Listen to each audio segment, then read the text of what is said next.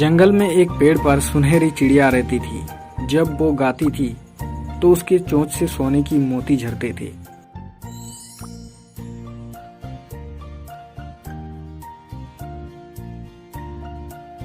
एक दिन एक चिड़िया मार की नजर उस पर पड़ गई। चिड़िया के मुंह से सोने की मोती झरते देखकर वो खुशी से फूला नहीं समाया। उसने मन ही मन कहा, वाह वाह वाह, आज तो मेरे भाग्य खुल गए। अगर मैं इस चिड़िया को पकड़ लूं तो ये मुझे रोज सोने की मोती देगी और मैं जल्दी ही धनवान बन जाऊंगा। मन में ये ख्याल आते ही चिड़िया मार ने जमीन पर जाल फैलाकर चावल के कुछ दाने बिखर दिए। सुनहरी चिड़िया दाने चुगने नीचे उतरी और जाल में फंस गए। चिड़िया मार ने उसे पकड़ लिया और अपने घर ले आया। उस दिन से चिड़िया मार को रोज सोने की कुछ मोती मिलने लगे। देखते ही देखते वो धनवान हो गया। अब उसके पास धन तो बहुत था किंतु सम्मान नहीं था।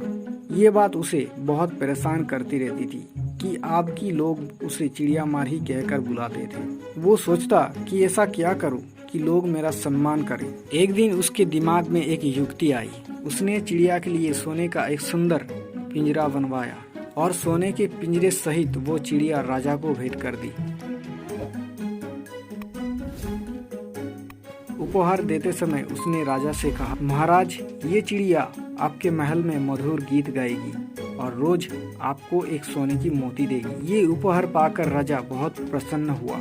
उसने चिड़िया मार को दरबार में ऊंचा पद दे दिया। जल्द ही राजा के पास ढेर सारे सोने की मोती जमा हो गए। राजा ने सोने के पिंजरे सहित वो चिड़िया अपनी प्रिय रानी को दे दी।